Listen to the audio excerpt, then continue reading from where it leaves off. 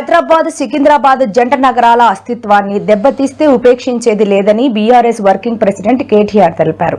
Save Secunderabad ర్యాలీకి పోలీసులు అనుమతి నిరాకరించిన నేపథ్యంలో ఆయన మాట్లాడుతూ సికింద్రాబాద్ రైల్వే స్టేషన్ నుంచి ఎంజీ రోడ్డులోని మహాత్మా గాంధీ విగ్రహం వరకు శాంతి ర్యాలీని పోలీసులు అడ్డుకున్నారని మండిపడ్డారు. సికింద్రాబాద్ హైదరాబాద్ నగరాలకు శతాబ్దాల చరిత్ర ఉందని తెలిపారు. ఈ రెండు నగరాలు రెండు కళ్ళు వంటివని, అలాంటిది వాటి ఐడెంటిటీని తొలగించాలని ముఖ్యమంత్రి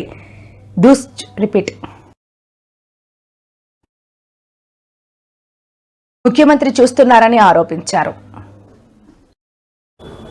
ఫ్యూచర్ సిటీ ఇంకొక మాట కూడా ముఖ్యమంత్రి కేసీఆర్ గారి నాయకత్వంలో అధికార వికేంద్రీకరణ జరగాలి అని చెప్పి, ప్రజల దగ్గరికి పాలన పోవాలి. ప్రజాపాలన అంటే నిజమైన నిర్వచనం ప్రజల దగ్గరికి ఎంత సన్నిహితంగా పాలన ఉంటే అంత మంచిదని చెప్పి 10 జిల్లాల తెలంగాణని 33 జిల్లాలు చేసుకున్నాం. కొత్త రెవెన్యూ డివిజన్లు ఏర్పాటు చేసుకున్నాం.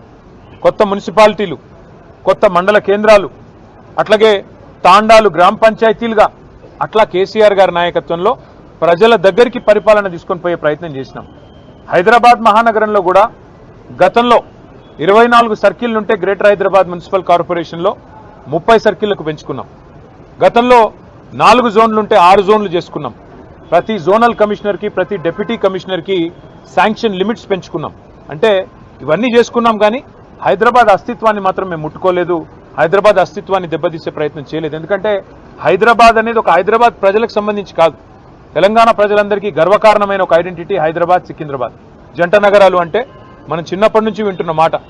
అట్లాంటిది ఇవాళ ఈ తుగ్లక్ ముఖ్యమంత్రి ఆయన తీసుకున్న ఒక నిర్ణయం వల్ల సికింద్రాబాద్కు ఒక ఐడెంటిటీ అనేది లేకుండా, ఒక అస్తిత్వం అనేది లేకుండా సికింద్రాబాద్ని శాశ్వతంగా చరిత్ర పుటలకి మరి పరిమితం చేసే విధంగా ఈ ముఖ్యమంత్రి, ఈ ప్రభుత్వం తీసుకున్న ఒక నిర్ణయాన్ని వ్యతిరేకిస్తూ, ఒక రాజకీయ పార్టీ కాదు, సికింద్రాబాద్లోని అన్ని వర్గాల ప్రజలు ఒకటై, దానిలో అక్కడ ఉన్న ప్రజాప్రతినిధులంతా మా వాళ్ళు. సికింద్రాబాద్ ఎమ్మెల్యేగా పద్మారావు గారు ఉన్నారు, సనత్ నగర్కి శ్రీనివాస్ యాదవ్ గారు ఉన్నారు, అట్లాగే మరి మా నాయకులందరూ ఎమ్మెల్యేలు, ఎమ్మెల్సీలు ఉన్నారు. వారందరినీ కూడా వారు ఆహ్వానించారు.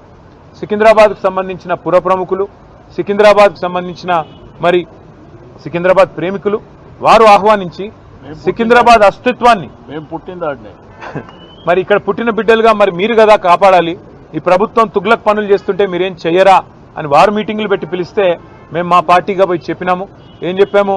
ఈ జంట నగరాలు జోడెద్దులు, ఈ జంట నగరాలకు స్పెషల్ ఐడెంటిటీ